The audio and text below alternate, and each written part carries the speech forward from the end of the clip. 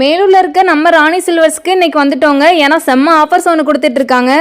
April 18 Rani சில்வர்ஸோட first ஆனிவர்சரியா.